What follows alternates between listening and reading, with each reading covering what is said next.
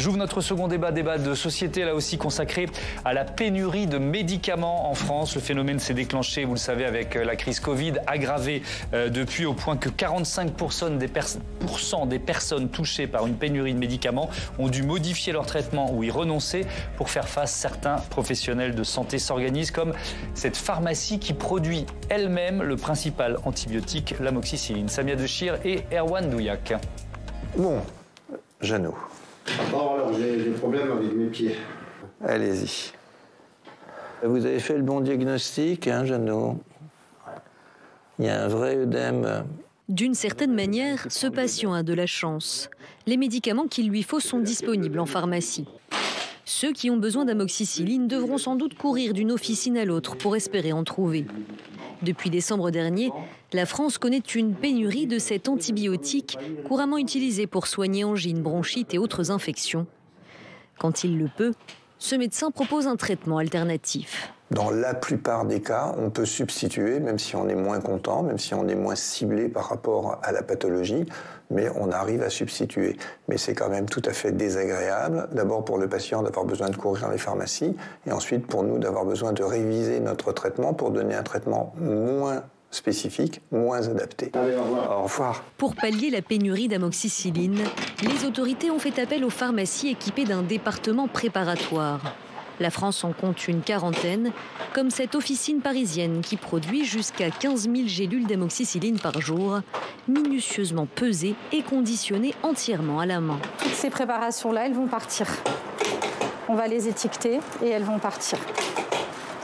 Donc là, dans chaque petit pot, on a 15 gélules d'amoxicilline à 250 mg. Ces boîtes sont destinées aux quelques 6500 pharmacies clientes de l'officine qui passent commande chaque soir au compte-gouttes en fonction des demandes. Un traitement est vendu 23 € contre une dizaine d'euros pour les boîtes de l'industrie pharmaceutique. Ici, une pharmacie qui se trouve à Vigneux-sur-Seine qui a besoin de 15 boîtes. Donc voilà, ici une cliente qui est à Saint-Paul-sur-Mer qui demande 10 boîtes. Donc dans différents dosages, en 125, en 250 ou en 500 mg. Jusqu'ici, les 40 pharmacies préparatoires de France n'avaient jamais fabriqué d'amoxicilline. Depuis le 28 décembre, elles se coordonnent chaque jour en lien avec les autorités sanitaires. La première semaine d'avril a été une très très grosse semaine.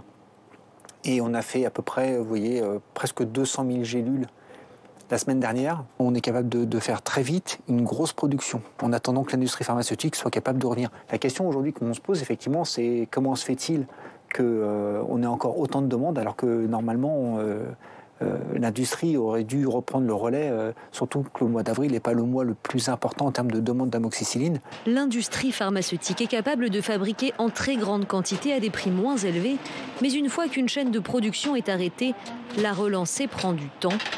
La force des pharmacies, c'est justement leur agilité. Du jour au lendemain, elles ont été capables de prendre le relais des industriels. Il y a 40 sous-traitants, on arrive à faire quand même une grosse production. Mais si on était 400, par exemple, comme en Espagne, ou si on était 2000 pharmaciens à continuer à produire en cas de pénurie, en réalité, il n'y aurait plus de pénurie en France. On serait capable de produire le paracétamol, on serait capable de produire les antibiotiques, on serait capable de produire les corticoïdes, puisque les corticoïdes, il y a une très grosse demande aussi en ce moment. En France, la production de médicaments en pharmacie a peu à peu disparu. En raison d'une législation contraignante et d'une main-d'œuvre difficile à trouver, les pharmaciens préfèrent désormais sous-traiter. Je vous présente tout de suite mes invités pour ce second débat. Sonia de la Provoté, bonsoir. Bonsoir. Bienvenue, vous êtes sénatrice centriste du Calvados et vous présidez la commission d'enquête sénatoriale sur cette pénurie de médicaments et les choix de l'industrie pharmaceutique française. Frédéric Bizard, bonsoir. Bonsoir. Bienvenue à vous, économiste, spécialiste des questions de protection sociale et de santé. Vous êtes professeur d'économie affilié à l'ESCP Europe et ce livre, auteur de L'autonomie solidaire en santé, la seule réforme possible, publiée aux éditions Michalon. J'accueille également Philippe Lamoureux, bonsoir. Bienvenue à vous, vous êtes directeur général du LEM, c'est l'organisation professionnelle des entreprises du médicament, et Mathieu Croissando, évidemment, est resté à mes côtés. Sonia de la Provoté, vous aviez visité cette pharmacie dans le cadre de cette commission d'enquête. Il y en a beaucoup dans le même cas là, qui produisent leurs propres médicaments. Est-ce que ça vous semble une solution ? C'est une solution pour pallier les carences au moment où il y a un vrai sujet. Et là, en l'occurrence, avec la triple épidémie, il n'y a eu plus d'amoxicilline. Et on a quand même cette force en France d'avoir un réseau de pharmacies partout sur le territoire, mais aussi d'avoir des pharmaciens qui sont en capacité de produire. Alors, ils ne produisent pas le principe actif. Ils se fournissent en amoxicilline à l'extérieur, mais ils fabriquent les gélules. C'est ce qu'on appelle les préparations officinales, magistrales. Mais ça permet quand même de régler la question provisoirement. Ce dont je m'étonne, à l'instar du pharmacien, c'est qu'effectivement, on n'est plus tout à fait normalement en pénurie. Et c'est vrai que ça traîne beaucoup. Il est encore obligé de fournir. Mais eux, ils font 15 000 gélules par jour. Jusqu'à 15 000 par jour, ça fait un traitement de 5 jours pour 1000 patients. Donc, c'est quand même pas négligeable.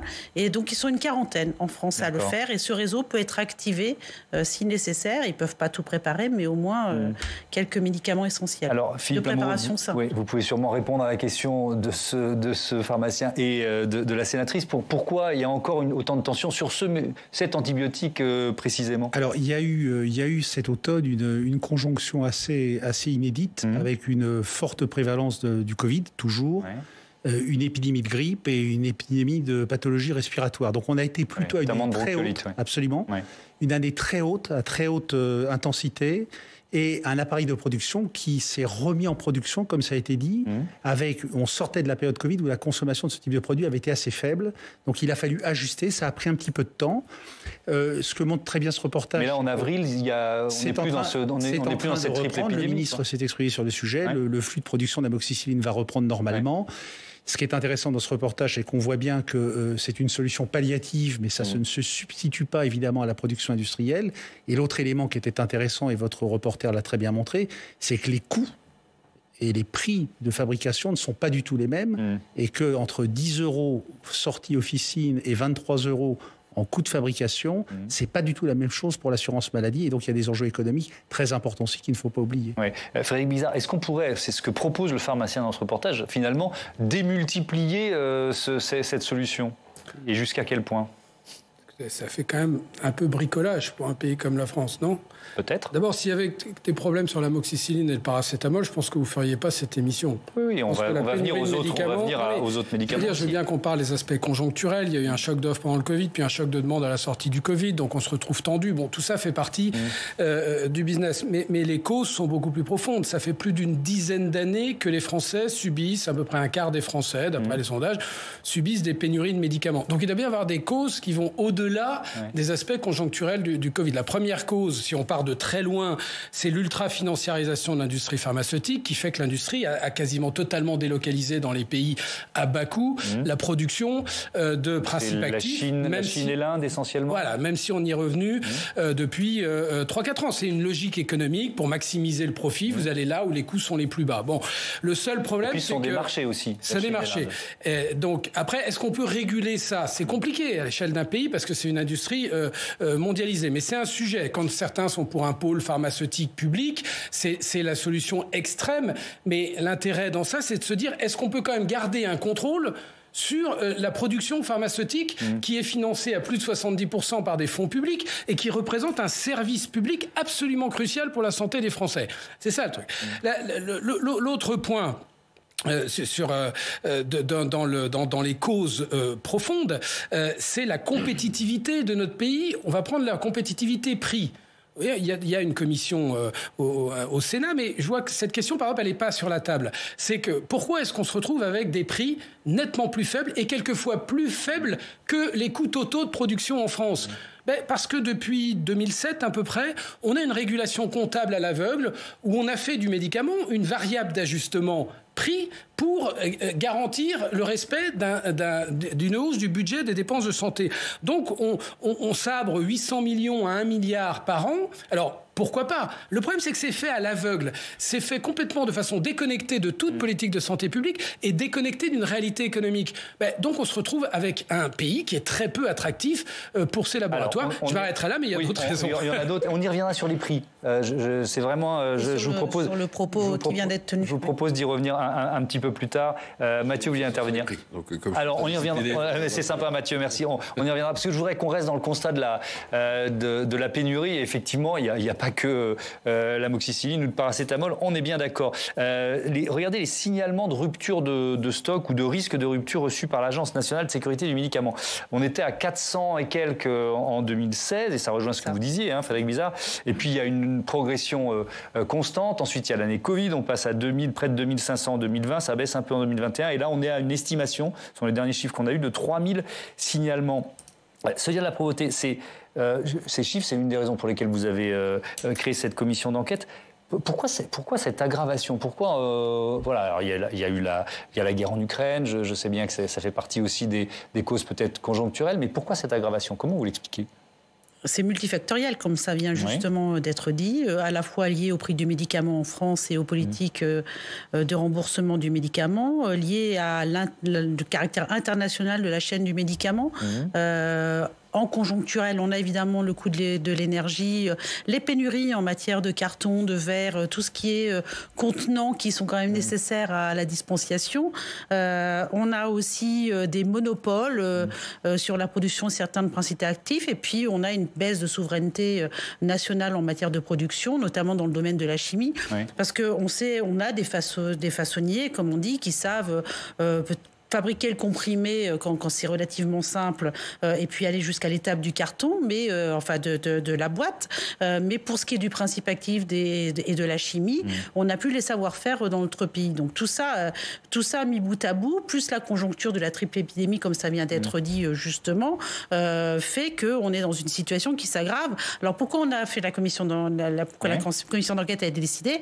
Parce qu'il y a eu un premier rapport auquel j'avais participé avec la rapporteure Laurence Cohen en juillet 2018 concernant la pénurie de médicaments et de vaccins du Sénat, qui avait listé un certain nombre de sujets et de conclusions. Donc je vous propose d'ailleurs de vous rapporter à ce rapport qui citait déjà la question du prix du médicament et des politiques de remboursement et de financement de la santé en France, qui sont effectivement un des éléments limitants et un des facteurs aggravants de la pénurie. Et donc à l'époque, il y avait déjà 700 médicaments en pénurie, et là ce sont les mêmes, et c'est pire. C'est-à-dire qu'on est passé à 3000. C'est-à-dire que les conclusions que nous avions ça veut dire que votre rapport, il n'a pas été lu. Ça veut dire qu'il y a eu entre-temps. Alors, il a été lu, il n'a pas été suivi des faits. En même temps, on ne construit pas forcément toute une chaîne de production industrielle du médicament en l'espace de 5 ans. On sait bien que là, on part de loin quand même. Ce qui s'est passé entre-temps, c'est qu'il y a eu de la Covid également. Mais la Covid a eu un élément positif, c'est que nous avions déjà évoqué la question européenne sur ces sujets d'équilibre et de traitement des questions d'accès aux médicaments et de pénurie de médicaments.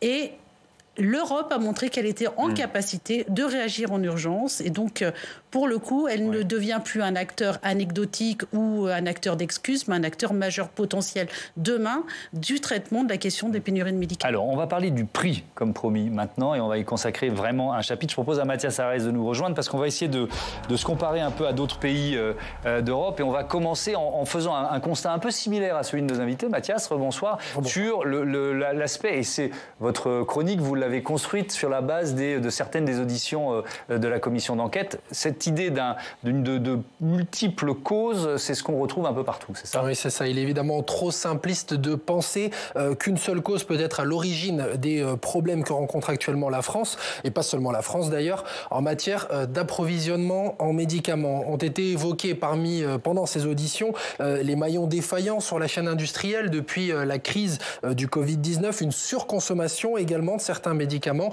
la hausse des prix de l'énergie et son impact sur la production. Bref, des pénuries multifactorielles, comme le défend Thomas Fatome, directeur général de la Caisse nationale de l'assurance maladie.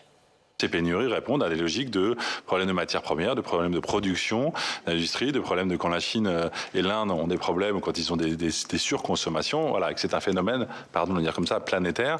Et donc on ne peut pas dire c'est parce que la France a des prix plus bas que les autres pays qu'on a un problème massif de pénurie. Je ne crois pas que ce soit la principale réponse. Je prends un exemple très clair, l'amoxicilline. L'amoxicilline, le prix en France, il est 2 fois plus élevé qu'en Espagne et qu'au Royaume-Uni. 2 fois plus élevé en UCD, alors que nous avons connu des pénuries.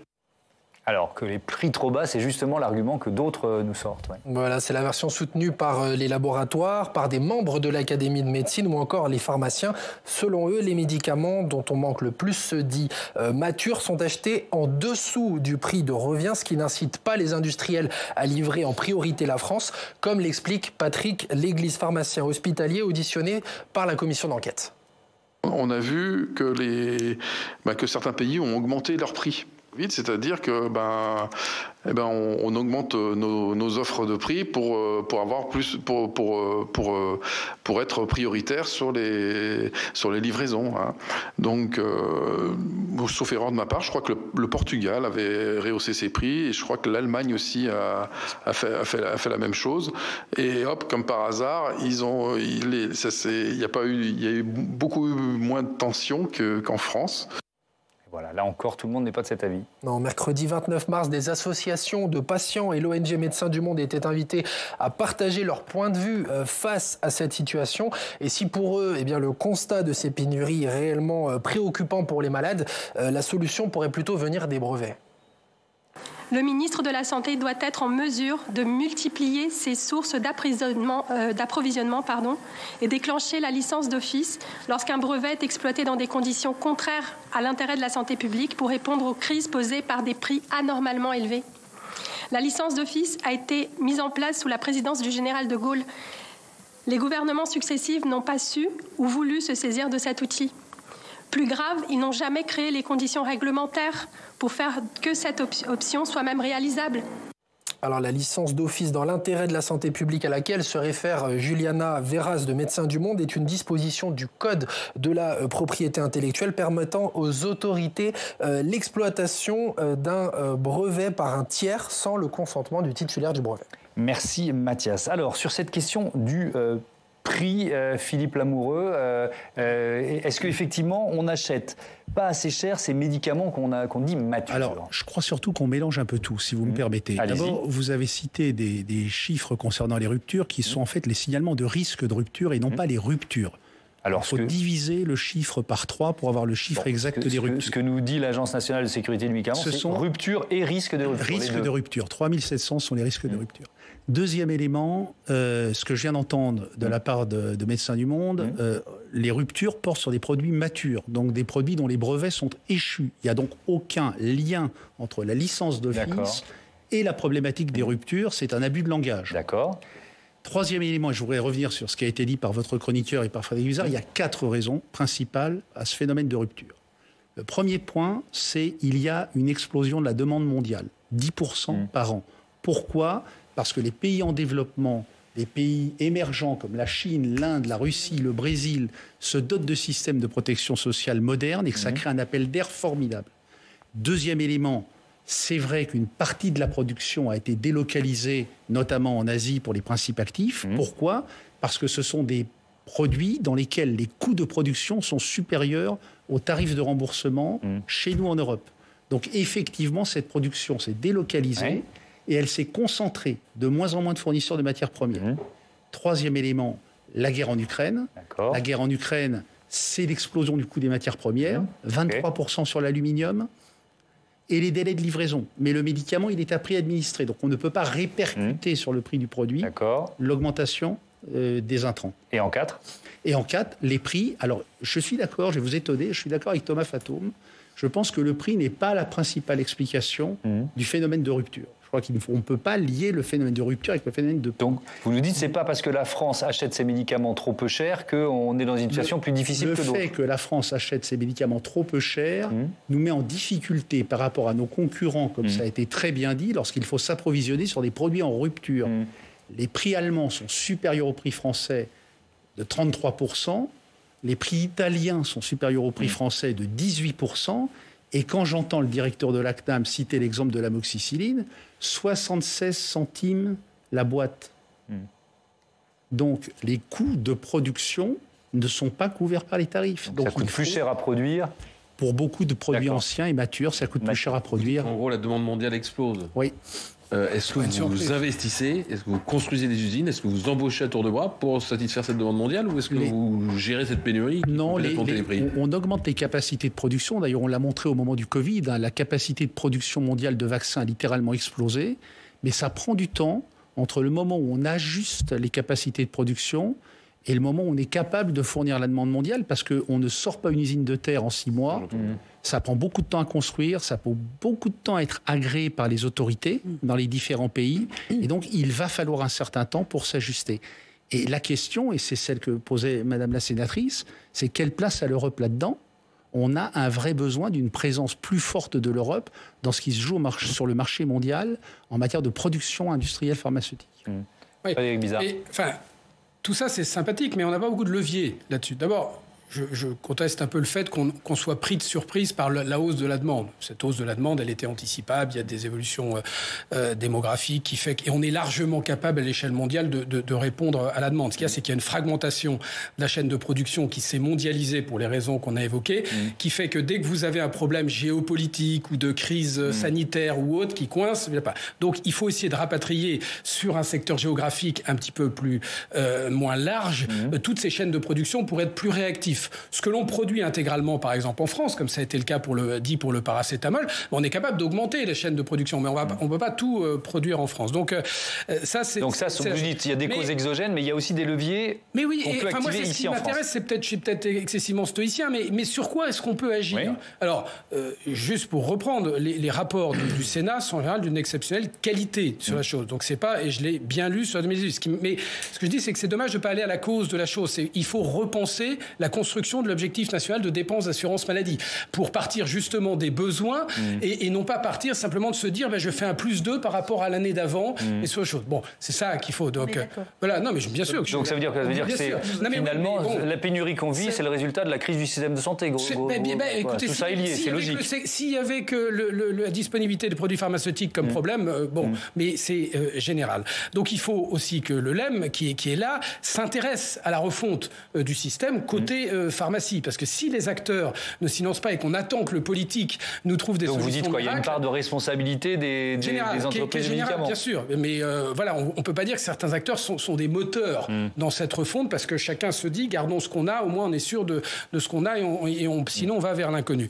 La deuxième chose quand même, c'est que je suis d'accord sur l'aspect des prix. C'est la construction des prix qui est en jeu. C'est pas les prix en soi, même s'ils sont un peu plus faibles qu'ailleurs. Donc dès que vous avez une inflation forte, on est plus sensible parce qu'on a des marges plus faibles en France. Mais c'est la construction des prix. Quelle est la faille du système français? C'est que d'abord, il y a une espèce d'animosité contre tout ce qui est innovation. Je l'ai vu d'ailleurs à la commission. Certains trouvent que l'innovation, c'est absolument scandaleux parce que ça coûte cher et donc il faut combattre l'innovation. On a entendu sur la chose. Bon, donc on a cassé depuis 20 ans la capacité en France de développer et de produire l'innovation. Bon, donc quand on parle de souveraineté sanitaire, c'est quoi? On veut être la Chine de l'Europe? On veut être le pays le plus performant dans la production à bas coût avec le modèle social qu'on a? Oui, là on a une injonction contradictoire qui est faite. Donc, vive l'innovation, que l'État négocie avec les laboratoires, et il en a toute la latitude pour que les prix soient raisonnables. Je ne dis pas que c'est simple, mais il en a la latitude. Enfin, encourageons plutôt l'innovation. Le problème en France, c'est le marché du générique. Dans les pays innovants, le marché du générique est en fait au bout de 10 ans de commercialisation. En général, le brevet tombe dans le domaine grand public et donc votre produit devient généricable, c'est-à-dire n'importe quel laboratoire peut le produire. Oui. D'accord ?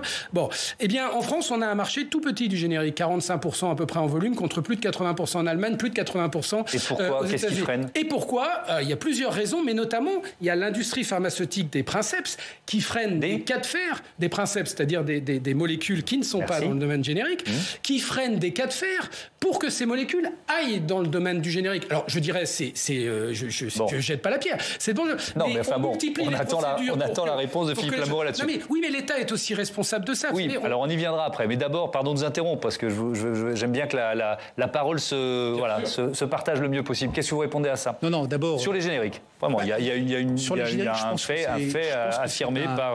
Non, je pense que, très honnêtement, je pense que c'est un combat d'arrière-garde. Plus personne aujourd'hui ne contestent la place du générique pour une raison très simple, c'est que le générique permet de fournir des économies qui vont permettre de financer en théorie l'innovation. En théorie, c'est vrai. Et en réalité... Mais je reprends les termes de Frédéric Bizard, pardon de vous interrompre, mais si la France est en retard par rapport à d'autres pays européens, pourquoi ? Pour une raison très simple, c'est que... C'est pas parce que l'industrie pharmaceutique freine ? Absolument pas. Quand vous regardez les répertoires, alors on va rentrer dans la technique, mais quand vous regardez les répertoires de générique, les répertoires de l'Agence du médicament, le taux de pénétration du générique dans les répertoires, il est à 85%.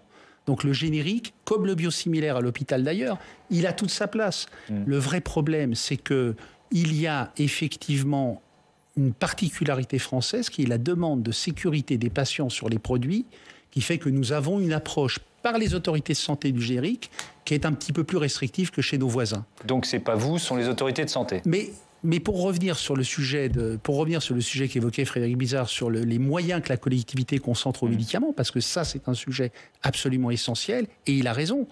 Nous parlons aujourd'hui des ruptures d'approvisionnement, mais si demain une commission sénatoriale s'intéresse à l'accès à l'innovation, elle mettra en exergue la même situation. C'est-à-dire que rupture d'approvisionnement et accès de l'innovation aux patients sont les deux faces d'une même pièce. Nous avons, je vais au bout de mon idée, nous avons décapitalisé le médicament de 6 milliards d'euros en 15 ans. Le médicament, c'était 14% de l'ONDAM il y a 15 ans, c'est moins de 10% depuis le dernier PLFSS. Ce qui m'étonne aujourd'hui, c'est qu'on s'intéresse aux ruptures d'approvisionnement et à l'accès à l'innovation, mais qu'on vote des PLFSS en contradiction complète avec ces objectifs. Bon, votre avis je reste, moi je suis un peu têtu, je reste sur cette question des génériques, du développement du marché des génériques en France, de la responsabilité, celle de l'État, celle éventuellement de l'industrie pharmaceutique. Vous avez reçu évidemment les représentants de l'industrie pharmaceutique. Oui, mais je pense que les sujets qui ont été évoqués sont réels, c'est-à-dire qu'il y a un sujet industriel, d'arbitrage, mais il y a aussi un sujet de pilotage et de choix de l'exécutif sur ces questions-là, très clairement, et notamment une absence de transparence sur la négociation du prix du médicament. On a les autorisations de mise sur le marché qui ne sont pas tout à fait reproductibles d'un médicament à l'autre alors qu'on a le même principe actif. Enfin, on voit bien que tout ça, ce sont des parts de marché de pénétration des médicaments sur la prescription. Et donc, on a aussi, je pense qu'on n'a pas évoqué là, un problème culturel. C'est-à-dire qu'on a quand même des patients qui sont assez défiants vis-à-vis du générique. On a quand même une culture d'un message... La faute quand même au labo, la faute aux pharmaciens, la faute aux patients eux-mêmes, la faute aux pouvoirs publics qui font pas de campagne de communication. Je n'accuse pas. C'est quand même délirant qu'en France, ce marché du générique ait jamais pris. Il faut aussi expliquer que dans les bureaux des ministres, il y a eu du chantage à l'emploi de la part de certains labos pharmaceutiques il y a 20 ans. Enfin, c'est des choses qui existaient, vous savez très bien. Il y a eu des arbitrages, clairement, c'est ce que je disais, mais il y a aussi cette dimension culturelle très claire. Enfin, honnêtement, je suis médecin, donc je peux un tout petit peu en parler, je me permets. Et donc, il y a une défiance, c'est-à-dire qu'il y a beaucoup de patients qui ne veulent pas voir remplacer par un générique leurs médicaments princeps. Et il y a aussi une culture chez les médecins de mettre du non substituable, c'est-à-dire de ne pas permettre la substitution. Je veux dire, c'est particulier quand même. Alors, il n'y a qu'en France qu'on peut faire des ordonnances avec non substituable. Vous vouliez réagir évidemment à l'intervention de Mathieu Croissant. Non, mais je pense qu'une fois encore, ce débat sur le générique, c'est un débat qui, pour moi, est largement derrière nous. Et honnêtement, je pense véritablement que le générique a toute sa part aujourd'hui. Et la défiance est une réalité. Rappelez-vous, il y a de ça quelques années, il y a eu un problème, un pseudo-problème de sécurité sur un médicament générique. C'était en fait une erreur de reconditionnement d'une patiente. Panique générale et mise en cause de la politique du générique dans tout le pays. Donc il faut quand même être très conscient de ça. Mais pardon, je vais reprendre. Est-ce que vous faites plus de marge sur les génériques ? Non, les produits matures. Donc c'est peut-être pas le produit que vous avez envie de mettre en avant. Les produits génériques sont les produits matures. Mais ce ne sont pas les mêmes entreprises. C'est-à-dire qu'aujourd'hui, il faut bien... non généricables sont très très rentables pour les laboratoires. Donc il y a cette espèce de ventre mou, en fait, sur un plan économique pour les laboratoires, dont tout l'intérêt des laboratoires, c'est de garder ces anciens produits avec des non génériqués, avec des batailles juridiques sur les brevets pour éviter que les brevets tombent. Donc on fait des MeToo. Bon, ça c'est une réalité, on peut le nommer, mais je veux dire, il ne faut pas non plus se cristalliser. Moi, le but, c'est pas qui est responsable de ça. Il y a une responsabilité déjà. Je voudrais juste dire une chose sur la responsabilité de l'État. on voit bien que quand l'État n'arrive pas à réguler la maltraitance dans les EHPAD, la maltraitance dans les crèches, on voit l'affaissement de l'État en matière de régulation. Et en fait, tout le problème avec l'industrie pharmaceutique, c'est un problème de régulation. On est incapable de réguler cette industrie de façon efficiente sur la chose. Donc c'est ça la question. Je pense qu'elle est éminemment politique. Je prends juste un exemple. L'organisation institutionnelle de l'État pour réguler le médicament. Vous avez une agence nationale de sécurité du médicament, la NSM, dont le rôle est largement aujourd'hui européen, c'est-à-dire de l'évaluation médicale, mais qui fait quand même tout son travail d'évaluation médicale. Puis vous avez la Haute Autorité de Santé qui reprend tout le travail, qui refait le travail d'évaluation médicale, puis une évaluation médico-économique. Donc on a un accès au marché d'à peu près 500 jours en France contre 100 jours voilà un exemple de faiblesse de l'État qui peut être réglé par une décision politique. Et donc là, on est bien sur une réorganisation de l'État. J'ai parlé du dispositif de régulation des dépenses d'assurance maladie, qui comprenant le médicament, là sur l'organisation de l'État. Mais en fait, ça n'intéresse personne. Franchement, on passe des heures. Oui, enfin, un peu peut-être les choses, mais je vous assure qu'on n'en parle pas beaucoup. Sonia de la Provôté, vous l'avez évoqué, la question du pilotage, en fait. C'est marginal, on s'y intéresse, mais... La question du pilotage, en fait, ça... Il y a deux sujets. Il y a la question du budget qu'on propose au travers du projet de loi de finances de la sécurité sociale pour la santé à partir d'un objectif qui s'appelle l'ONDAM.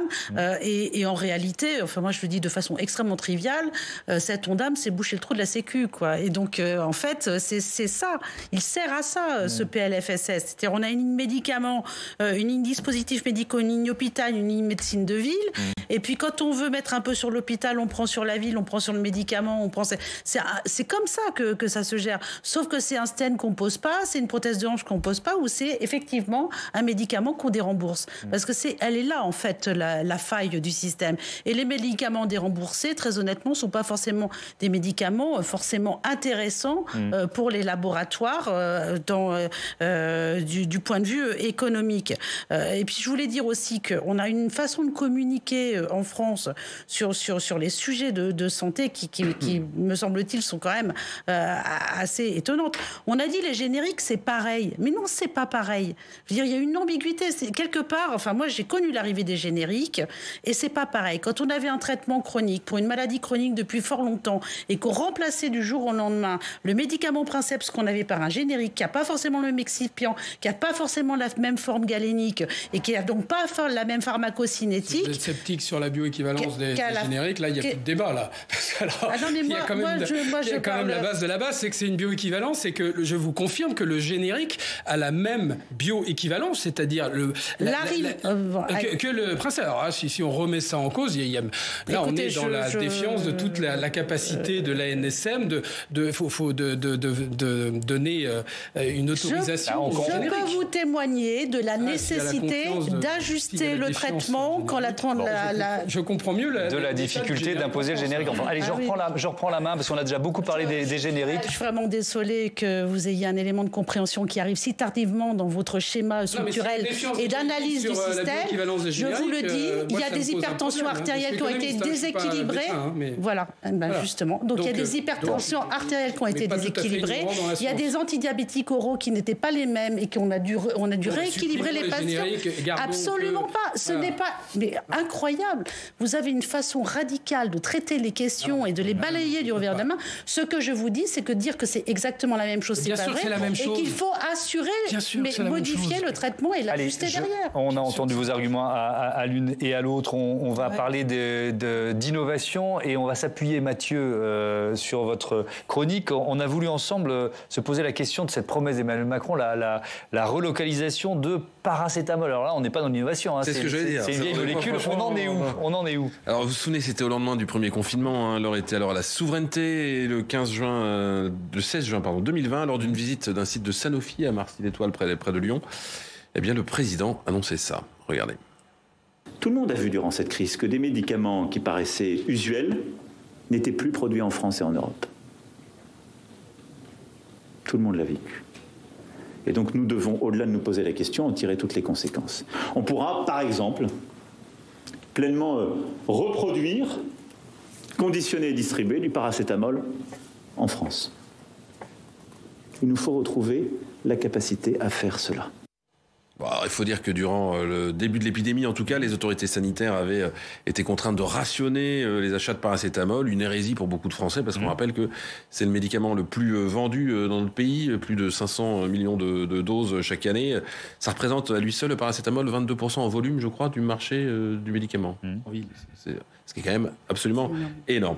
Alors, dans la foulée de l'engagement présidentiel, Olivier Véran, qui était alors ministre de la Santé, Agnès Pannier-Runacher, qui s'occupait d'industrie, annonçait même dans un communiqué commun, que d'ici 3 ans, donc on est en 2020, la France serait en mesure de reproduire, conditionner et distribuer du paracétamol maison.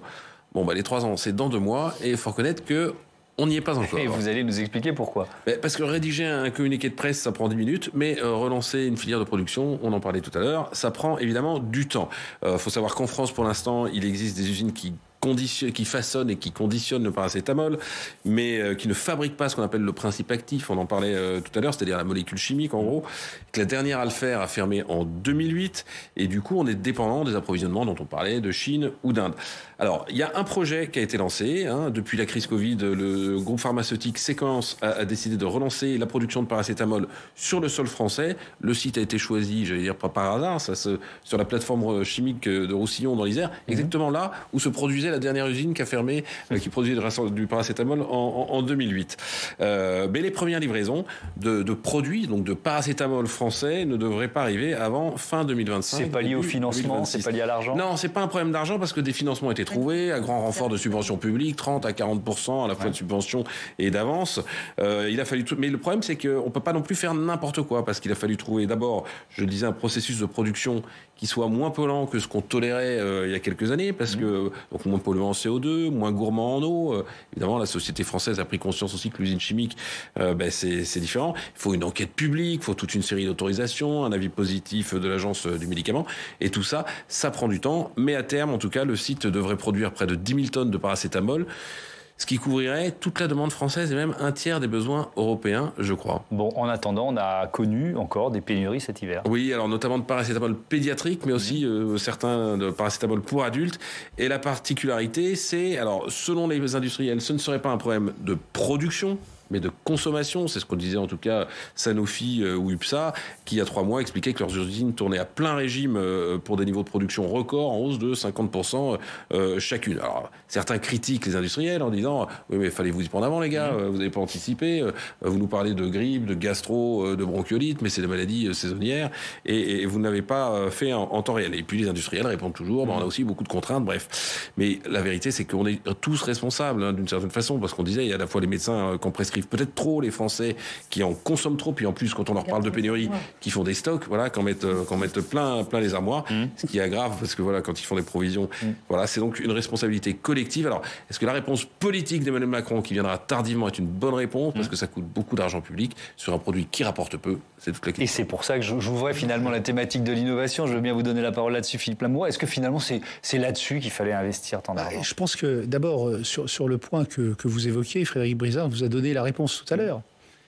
Nous avons un problème de gouvernance de la politique du médicament. C'est-à-dire qu'il y a effectivement des programmes extrêmement volontaristes qui ont été menés au plan industriel pour relocaliser de la production.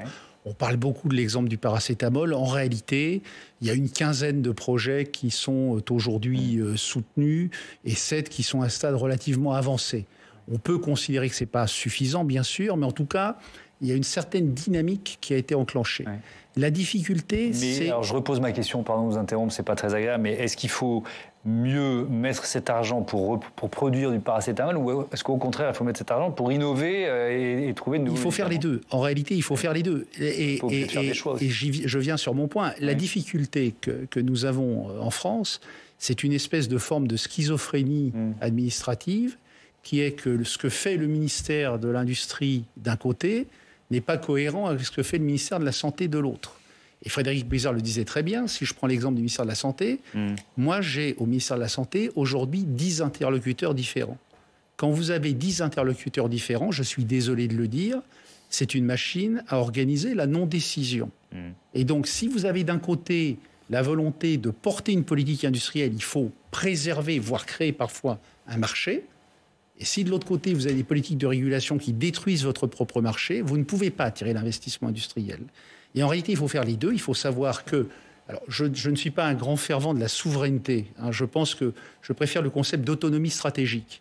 Il faut renforcer l'autonomie stratégique de l'Europe, mais nous sommes une industrie mondialisée et on était très contents d'aller chercher les traitements de sédation en Corée ou en Thaïlande au moment du Covid pour les amener en France. C'est ça qui nous a permis de passer le cap. Donc, renforcer l'autonomie et en même temps, effectivement, réussir à attirer la production des médicaments innovants. Il faut savoir qu'aujourd'hui, beaucoup de grands laboratoires innovants cherchent des sites de backup en Europe. Et il y a un marché industriel de l'implantation de produits de backup. Mais si, comme on le disait, vous mettez 500 jours à arriver sur le marché et que vous avez le prix le plus bas d'Europe, vous n'investissez pas en France. Alors moi, ce que je retiens dans ce que vous dites, on va terminer là-dessus, il nous reste 3 minutes, c'est sur le pilotage. 10 interlocuteurs différents. Je vous donne la parole juste après Frédéric Bizard. 10 interlocuteurs différents au ministère de la Santé, c'est pas possible. Oui, on a à tel point, c'était tellement compliqué à gérer que pendant la crise Covid, on en a rajouté une couche pour avoir une task force et pour avoir un regroupement des différentes structures pour qu'il y ait une réflexion. Donc ça, c'est le constat. Qu'est-ce qu'on fait pour que ça change ? Il faut qu'il y ait un pilote dans l'avion, tout simplement. Et ça ne peut pas être plus simple comme proposition. C'est-à-dire qu'il y ait quand même un décideur et que ce décideur-là, derrière, les structures... C'est quoi ? Il y a des directions qui ne servent à rien, pardon d'être basique. Il y a des directions qui ne servent à rien, il faut les supprimer. C'est quoi l'idée ? C'est juste, pardonnez-moi si vous me permettez, c'est juste que la politique du médicament, par construction, elle est interministérielle. Ça intéresse la recherche, l'enseignement supérieur, ça intéresse l'économie et l'industrie, ça intéresse la santé publique et la protection sociale.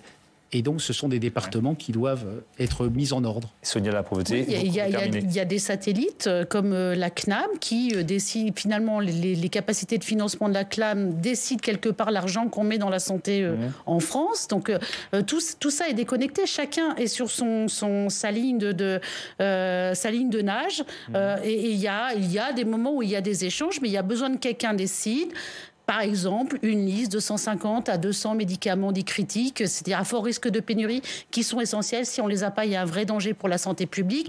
Et derrière, où sont les stocks ? Qui gère les stocks ? Qui peut produire s'il y a un problème ? Quelle est la ligne de fabrication ? Quel est le recours européen si on en a besoin ? Comme ça vient d'être comme ça commence à être mis en place au niveau européen.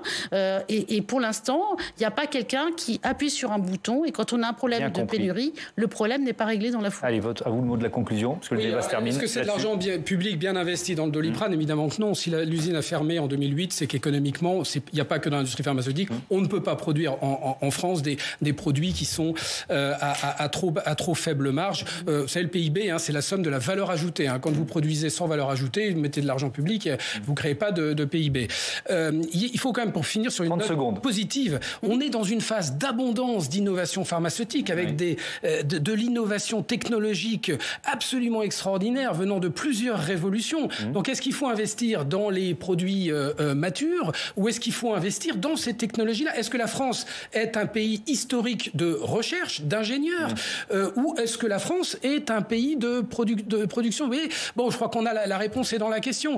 Et là, en santé, malheureusement, l'argent public est rare et donc on perd du temps. Et si on veut d'ici 2030 revenir à peu près dans le wagon de tête des pays innovants, et moi je suis convaincu qu'on y est capable, il faut vraiment urgemment changer de stratégie et de politique de santé. Merci beaucoup, merci à tous d'avoir participé à ce débat. Je rappelle le titre de votre livre, Frédéric Bizard, L'autonomie solidaire en santé, la seule réforme possible, qui est publié aux éditions Michalon. Voilà, c'est la fin de cette émission. Je vous dis à demain, 18h et 22h sur Public Sénat. Et puis notez que l'invité politique d'Oriane Mancini dans la matinale, ce sera Alexis Corbière, le vice-président du groupe La France Insoumise à l'Assemblée nationale. Belle soirée.